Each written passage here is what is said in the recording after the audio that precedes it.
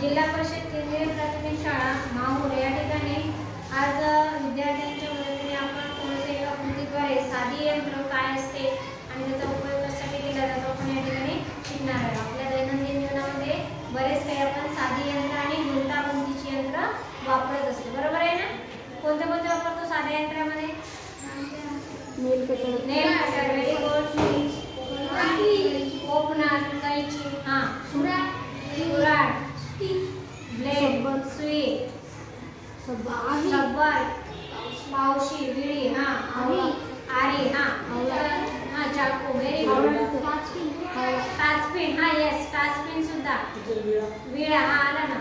तर ठीक आहे। तर अशाच पद्धतीने आपण बरेच साधी यंत्र वापरत असतो, पण या ठिकाणी आपण एक छोटीशी कृती करणार आहे। कृती करण्यासाठी आपण काय केलेलं आहे, एक त्रिकोणी आकाराचा कागद आपण कापून घेतलेला आहे स्केलच्या मदतीने आणि त्या एक लाल रंगाची रेषा आपण त्यावर ओढून घेतलेली आहे, ठीक आहे?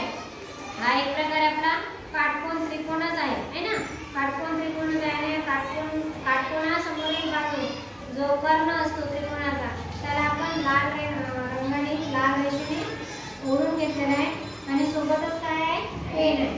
आता या कागदाला, या त्रिकोणाला जर आपण याच्यावर जर पेनावर जर गुंडाळलं, बघा पेनावर कशा पद्धतीने गुंडाळू आपण याला, बघा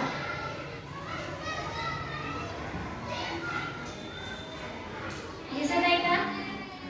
काय दिसत आहे तुम्हाला? लाल रंगाची रेषा दिसून राहिली आहे का? आणि अशाच प्रकारची रेषा जर बघितली आपण तर स्क्रू जो असतो ना, स्क्रू माहिती आहे ना, खिळा, एक विदाउट असा उतरण असलेला खिळा आणि एक उतरण असलेला, म्हणजे अशा पद्धतीचा खिळा जर असेल तर या दोन खिळ्यांपैकी कोणता खिळा सहज पाठीमध्ये जाईल, सांगा बरं, फळीमध्ये जाईल? हा, स्क्रू वाला, म्हणजे अशा पद्धतीचा आहे ना?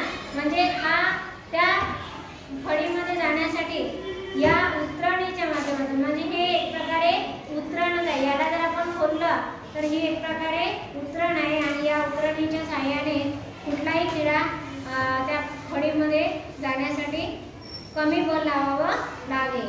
तुम्हाला